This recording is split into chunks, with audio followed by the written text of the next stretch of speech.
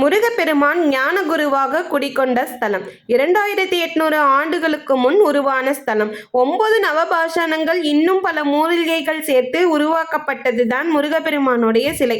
அறுபடை வீடுகளில் 3ஆம் படை வீடான பழனி பால தண்டாயுதபாணி திருக்கோயில். வீரம், பூரம், ரசம், கந்தகம், கௌரி பாஷாணம், மிருதாசிஸ், ஜாதிலிங்கம், வெள்ளை பாஷாணம், சிலாஜித் 9 நவபாஷாணங்களையும் சேர்த்து செய்யப்பட்டதுதான் பழனி பாலதண்டாயுத சுவாமி திருக்கோயில். இந்த சிலையை 81 சித்தர்கள் சேர்ந்து போகர் தலைமையில் செய்யப்பட்டது. 9 ஆண்டுகள் தவம் இருந்து தண்டம் கொண்டு உருவாக்கப்பட்டதால் பாலதண்டாயுதபாணி என்று பெயர் பெற்றது. இங்கு கிடைக்கும் கௌபீன தீர்த்தம் மிகவும் பிரசித்தி பெற்ற ஒன்று. இரவு நேரத்தில் முருகன் விக்கிரகத்தில் இருந்து வரும் வியர்வை என்னும் மருமருந்து இது.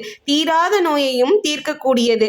நவபாஷணமானது 9 கிரகங்களுடன் தொடர்பு உடையதால் நவகிரகங்களின் தோஷங்களில் இருந்து நிவர்த்தி பெறலாம். பழனி பாலதண்டாயுதபாணிக்கு 6 விதமான அலங்காரங்கள் தினந்தோறும் செய்யப்படுகிறது. சன்னியாசி அலங்காரம், வேடன் அலங்காரம், பால அலங்காரம், வைதீக அலங்காரம், ராஜ அலங்காரம், புஷ்ப அலங்காரம், சந்தன அலங்காரம்.